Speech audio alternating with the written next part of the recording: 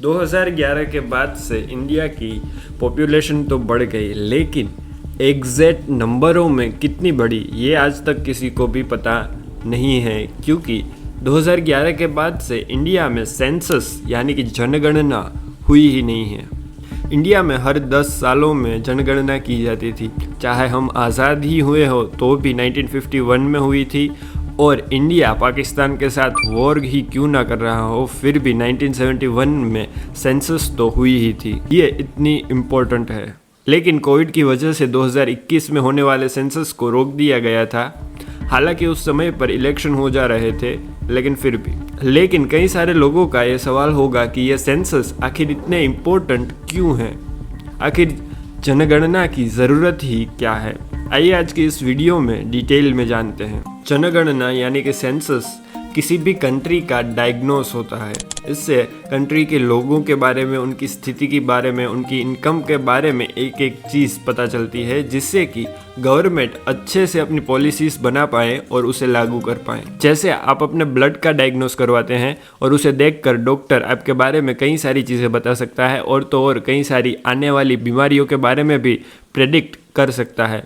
वैसे ही ये census data किसी भी कंट्री का डायग्नोस होता है। सेंसस का फ्रेश डेटा और सही डेटा होने की वजह से ही गवर्नमेंट को कहाँ पर कौन सी पॉलिसीज़ बनानी है, और तो और सेंसस का फ्रेश डेटा होने की वजह से वो लोग उस पॉलिसी को इम्प्लीमेंट करने में भी आसानी रहती है। जैसे कि इसका अगर एक एग्जांपल दूँ तो 1991 में जो सेंसस हुआ था उससे ये डेटा निकल कर आया था कि इंडिया में सेक्स रेशियो बहुत ही कम है। मतलब कि 1000 लड़कों पर उस समय पर कुछ 928 समथिंग लड़कियां थी, जिससे कि गवर्नमेंट को पता चला कि उन्हें भ्रूण हत्या रोकने के लिए ठोस कदम उठाने होंगे, और बेटियों को बचाने के लिए उन्हें बहुत सारे कैंपेन्स स्टार्ट करने की ज़रूरत है। इसी तरह कई सारे अलग अलग तरह के डेटा, जैसे कि इंडिया में सबसे गरीब लोग कहाँ है, इंडिया में रह रहे लोगों का जो लाइफस्टाइल है, उनका जीवन स्तर है वो कैसा है, कहाँ के लोग कितना ज़्यादा कमा रहे हैं, और जहाँ के लोगों की इनकम कम है या जहाँ के लोग हेल्थ फैसिलिटीज़ को नहीं पहुँच पा रहे हैं, वहाँ पर गवर्नमेंट को और ज़्यादा पॉलिसीज़ बनाने की, और ज़्यादा काम करने की ज़रूरत है। ये सारी चीज़ें सेंसस डेटा से ही पता चलती है। सेंसस के डेटा के आधार पर ही पॉलिसीज़ और कानून तय किए जाते हैं, और तो और सेंसस के आधार पर ही डीलिमिटेशन यानी कि जो सांसद और विधायक होते हैं उनकी संख्या को बढ़ाया या घटाया जाता है। जैसे कि अगर एक शहर है जो 2011 में जिसकी पॉपुलेशन इतनी ज़्यादा नहीं थी, और 2025 में आकर उनकी पॉपुलेशन ज़्यादा हो गई है, तो जो सांसद होते हैं या विधायक होते हैं वो जनता के रिप्रेजेंटेटिव होते हैं। मतलब कि कुछ निश्चित जनसंख्या होती है, उस पर एक एमएलए होता है। जैसे कि कोई छोटा शहर है तो वहाँ पर एक ही एमएलए होगा, लेकिन पुणे या अहमदाबाद या मुंबई जैसे बड़े बड़े शहर हैं, वहाँ पर लोगों की संख्या ज़्यादा होगी, तो वहाँ से जो लोगों के रिप्रेजेंटेटिव हैं वो भी ज़्यादा हो गए, इसलिए वहाँ पर सांसद सभ्यों की संख्या ज़्यादा होती है। और 2011 के बाद से सेंसस ना होने की वजह से एक बड़ी प्रॉब्लम ये भी हो रही है कि जो गवर्नमेंट की पॉलिसीज़ हैं वो 2011 के डेटा के हिसाब से बन रही है, जिसकी वजह से बहुत सारी प्रॉब्लम्स क्रिएट हो रही है। क्योंकि ऑफ कोर्स जो 2011 के डेटा है और 2025 में जो ग्राउंड रियलिटी है उसमें बहुत ही ज़्यादा फ़र्क आ गया होगा। इस पर इंडियन एक्सप्रेस की एक जर्नलिस्ट स्मिता रवि का एक बहुत ही अच्छा आर्टिकल है, जो सैम्पल इज़ रॉन्ग। अब चाहे तो इसे पढ़ सकते हैं, मैंने इसकी लिंक डिस्क्रिप्शन में डाल दी है। तो सेंसस के बारे में तो बात कर ली, लेकिन आइए अब बात करते हैं कि सेंसस पिछले कुछ सालों में हो क्यों नहीं रहे थे। सेंसस इंडिया में हर 10 सालों में होते आए हैं, चाहे इंडिया नया आज़ाद ही क्यों ना हुआ हो, फिर भी 1951 में सेंसस किया गया था। चाहे इंडिया पाकिस्तान के साथ वॉर पर ही क्यों ना हो, फिर भी 1971 में सेंसस को किया गया था। लेकिन 2021 में जो सेंसस होने वाला था उसे कोविड-19 की वजह से रोक दिया गया था।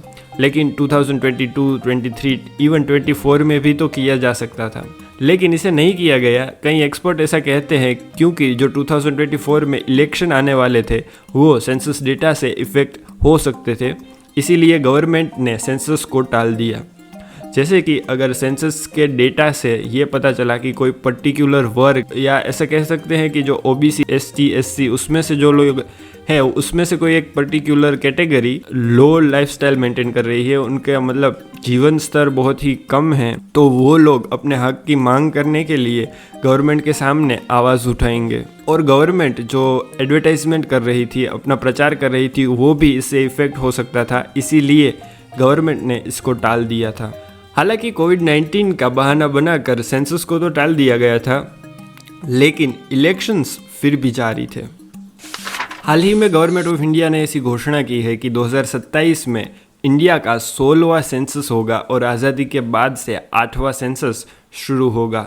ये जो सेंसस 2027 में किया जा रहा है उसे 2 फेज़ में किया जाएगा। सबसे पहले जो स्नो एरियाज़ है उसमें 1 अक्टूबर 2026 को ही सेंसस स्टार्ट कर दिया जाएगा। स्नो एरियाज़ जैसे जम्मू एंड कश्मीर, लद्दाख, उत्तराखंड, हिमाचल प्रदेश, उसमें 1 अक्टूबर 2026 से ही सेंसस को स्टार्ट कर दिया जाएगा। और जो इंडिया के बाकी एरियाज़ है उसमें 1 मार्च 2027 से सेंसस को स्टार्ट कर दिया जाएगा। 2027 का ये सेंसस इंडिया का 16वां सेंसस होगा। और तो और टोटल 34 लाख गवर्नमेंट ऑफिशियल्स इस सेंसस में भाग लेंगे। और तो और गवर्नमेंट ने ऐसी भी घोषणा की है कि इस बार सेल्फ एन्यूमुलेट भी कर सकते हैं लोग डिजिटली, यानी कि खुद से अपनी डिटेल्स डिजिटली ऑनलाइन अपलोड कर सकते हैं, लेकिन उसमें इंफॉर्मेशन की सिक्योरिटी बरकरार नहीं रहती। मतलब जो लोग इन्फॉर्मेशन देंगे वो सही ही होगी ये पक्का नहीं बताया जा सकता। आपका इस सेंसस को लेकर क्या ओपिनियन है, हमें कमेंट में ज़रूर बताएं।